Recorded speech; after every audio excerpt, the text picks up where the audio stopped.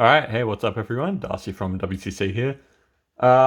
Doing my deck profile for the deck that I came top 4 with, or 4th place, at BSF Sydney. Um, yeah, so that was over the last weekend? Yeah, last weekend. And yeah, I took a really cool deck, and I did pretty well with it. And I am using the sleeves, and you guys voted for in my community poll, as well as my Twitter. But let's get to it. If you aren't following my Twitter, make sure you are, because that's where you would have seen this deck already. But yeah, let's go over it. So I'll do the deck profile in your typical, your level 0, your level 1, your level 2, whatever. But I need to show you the main combo first. So you probably know these cards. I haven't shown them off on this channel, but there are multiple videos out there. It's a very well known card, Parchin and Payan.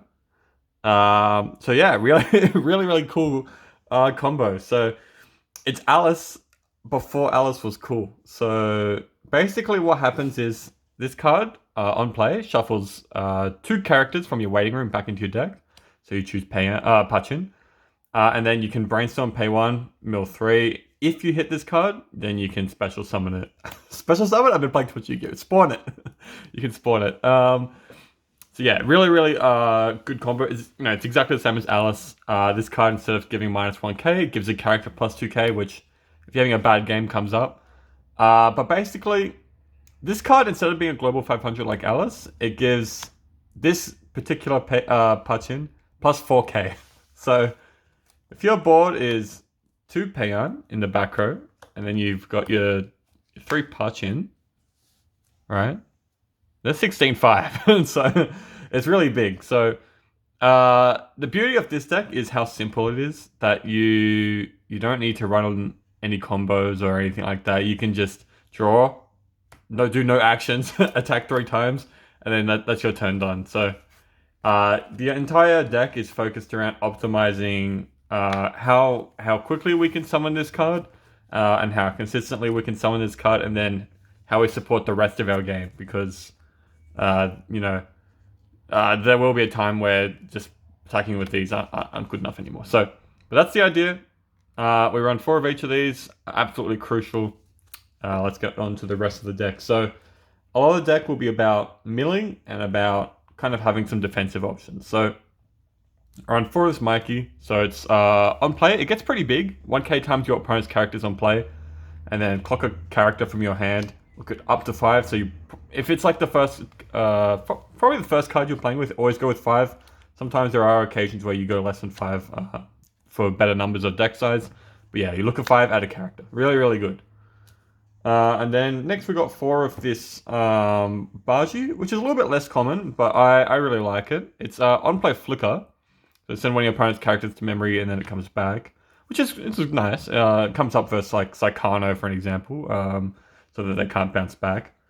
But it's also, when it's reversed, look it up to 3, add a character, and then discard a card. So it's pretty good, actually. So it's just another form of deck speed, another way of getting more cards, another way of finding our payons, rather. And so to help with that as well, we run for this Mucho, which is just Rico effect, on play discard, reveal top, and then add the top card. Add that level lower from your waiting room. So it's really important in this deck. We only run 16 zeros because they all of the zeros kind of find more zeros. These 3 in particular do. But it's also really important because we need to find our Payan. If we can't find Payan, then yeah, this is gonna hurt. So for that reason, we run 4. And then we run 3 of this Mikey. Now this is just a bit of yellow fix. Its effect is not incredible. It's okay. It's a level 0 stock bomb, which is kind of cool, but it's also on play stun one of your opponent's cards, so it can't move positions during their turn. It's okay. I mean, it's good versus like Hololive, like Fukas, like Aquas, these type of cards. But it's also mainly just yellow fix. So we've got 3 of those. Now, last card is Hinata Riki. I actually don't really use the Riki effect. It does very rarely come up, but the main reason is it's another card that can shuffle back 2 characters. And I'm only running one because if I'm low deck state, maybe I can grab it from Mucho if I need to get it. But it only really comes up as a shuffle 2 back, not really as a Ricky. Although you can spend a stock to get your Mucho, which is pretty good if you trigger a choice or you've gone second. So you can attack twice and then you can attack 3 times. So that's 5 stocks. So it's probably easier that way. But that's it, 16 zeros. And next we got 4 of this Draken. So he is on play. You can resonate with this Mikey and discard a card to look at up to top 4 cards, add a character to your hand. So this is an on-play Azusa. We don't really see those, or Akatsuki. We don't really see these anymore, so that's why it resonates. And then, yeah, it's just another form of deck speed. It helps us add our Payan. Really, really important card. We sometimes won't have enough deck speed with this card. Also, if like, we went first, we attacked our next turn. If we're level 1 already, whatever, then it's an okay body to be attacking while we're trying to thin our deck, because we won't have enough stock to try and summon Parchins yet. And yeah, this is the card that resonates with, which is on play, you can discard a revenge character to put the top card of your waiting room, top card of your clock into your hand. So heal to hand by discarding a character. Pretty good.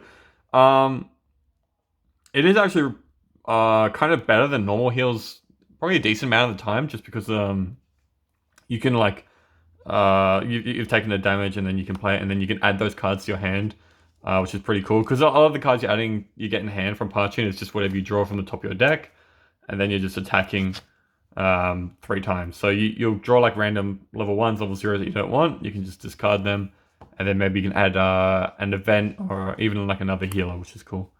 But yeah, so we got 4 of this guy. And then you've seen the Payan, and then we also got 3 this event. So it's just another form of deck speed.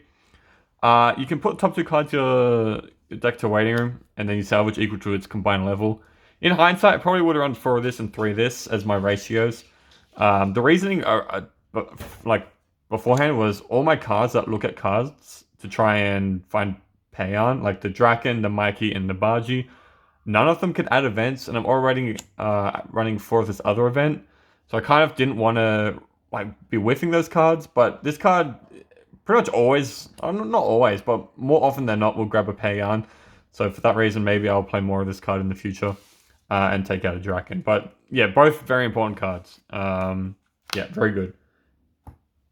Onto the level 2s, there's the Parchins as you saw.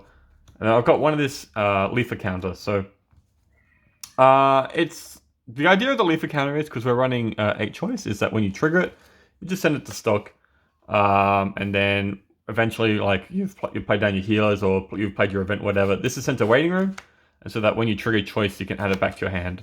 That's the idea of it. It's another defensive card. The event is not searchable in any way, so we want to just have some kind of defensive card that we can get through. Without having to draw it, really, is what I'm trying to say. So we've got one of this card. It is probably cuttable, but it is there as well. Now for level 3s. So we've got the 4 of the Mikey that I showed you before. It also has a climax combo, but I'm not running the climax combo. So the combo is on a pants, and it's just a vanilla ice tail. Opponent mills bottom 4, and then they take damage equal to the amount of climaxes. But I'm not running that. It's much stronger just to run the 8 choice, just so that it's adding consistency. If we had, choice is not the ideal trigger, door is the ideal trigger, but it doesn't exist in English. So choice is kind of what we had to end up on. If you had to trigger something, choice is the best option, but pants is not a good trigger. It's got a crit, so you're dealing an extra point of damage, which you don't actually want to be doing. You want to deal 2/2/2 every single turn, and so that means you don't want to actually be adding a climax from the pants, so it really doesn't add a lot. And then this effect is kind of just too generic to even run. So for that reason, it's in the deck melee as a heal, but that combos with the Draken. So we don't actually need the we don't need the class combo. That's what I'm trying to say. We've got this card. this card's really strong. This Marking Dragon. So this is a healer as well. If you wanted to cut down on the I wouldn't recommend it, but you could cut down on the Draken of this card and then turn these into extra copies of this card, because this is a pretty good card, pretty important. It's a healer, and then it's pay 3, discard 2 on attack, deal 2 damage, and then choose a card, I believe. Is it a card or character? Yeah, choose a card from your opponent's waiting room, put it on top of their deck. So pretty good at closing the game, all honesty, because of the event we're running. But yeah, this is a really, really strong healer. Really, really strong. And then the last level 3 is Stock Swap. We're in a meta, unfortunately, where you just kind of have to have Stock Swap. Alice is just too strong and gets too many resources, so for that reason, we're putting in a Stock Swap. It looks really cool foil, actually. I've never seen it in the light. It's my favorite character. I really like Chifuyu. Yeah, I mean, it's a Stock Swap, right? So it's pretty self-explanatory card. Yeah, all these cards kind of help. Like all of these are the only cards we're running pretty much that aren't about getting to a small deck state or like supporting the early game, and they're all pretty crucial. So I wouldn't run too many. And I know it's not a lot of soul triggers for choice, but it's like when I'm not going to try and force soul triggers into this deck. It's it would go against the deck strategy if I did that. So 4 of the best card in the deck besides Parchin, which is this. What's it called? The moment he thought I'm dead. It's an insane event. Very insane event. Super insane, I would say. Choose 2 cards from your hand and discard them when you play it. How do I even explain this card? So you use it when your opponent attacks. And then you pay the cost, which is 4 stock, and you discard 2 cards.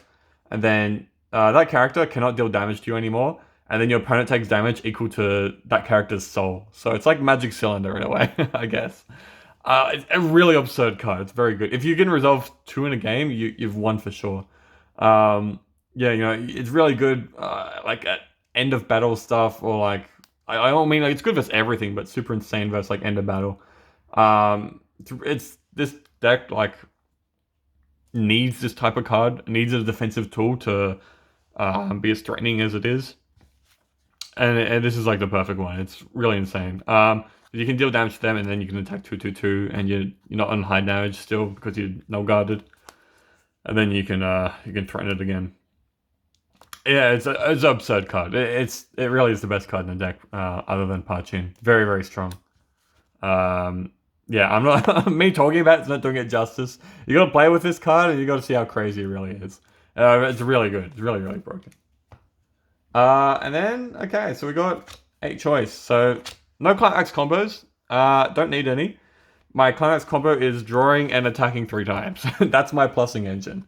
So, like, Tokyo Avengers has got some really bad triggers. It doesn't have door. It has freaking 3 different standbys, but there's no doors. So, yeah, I'm running choices instead. You can choose any choice art you want. Doesn't matter. I just chose 2. Because one of them's like them shaking hands, and it's like, oh, that's kind of not super cool. So I'm choosing something else. Chose the boys, and I chose who is this? Is this Emma? Is it Emma here? Yeah, it is. Okay. Yeah, it's just cool. But look, Tokyo Avengers doesn't have the best climax triggers if we just want to play blanks. Pants is not doesn't really help the game plan. I don't want to add 2k1s because I don't want to deal more damage, and I definitely don't want to be triggering them. So for that reason, this is the choice. It actually helps more than you think. Like, yeah, you don't have that many soul triggers. You've got, how many do you have? You've got 4, 5, 6, 7, 8, 9, 10, 11. 11 soul triggers, right? But then later in the game, it becomes only less because this is on the board. But it's actually really good early. You attack 3 times and you trigger it and you get another stock, right? That's more stock to brainstorm with. So it's actually better than you might expect, but I wish they were doors still. But they were really good. I went X2, so 7-2. My only losses were against Quince, which I just had an abysmal game. I could only do a single Payan, which could only summon a single Parchin. It was pretty bad. And then the other loss was to Damachi, where I took all the damage, and then and because I took all the damage, I was compressed, and then he played the Fumi and killed me. So I was like, okay, whatever. So yeah, it's a really, really good deck. I highly recommend playing it. I think I definitely think it's one of the best decks at the moment. That's for sure. I don't know how strong it is in the tier list, all things considered, but it is absolutely a really good deck, and it's a very simple deck. It's really good deck for just you've only got one play, which is play this and get this out. So it's good, no thinking deck. You can just we're in Australia, we're allowed to communicate. So I was in the middle playing this, and my actions don't take long. Just attack 3 times, draw, whatever. And so I can help out my teammates, and it worked out really well. So yeah, I recommend you try this deck. I've seen a lot of other Parchin decks floating around. I like this one the most. I think it's really good. And yeah, I took it to a pretty happy result. So that's it for this one. Let me know what you guys think, and I'll see you in the next video. Goodbye.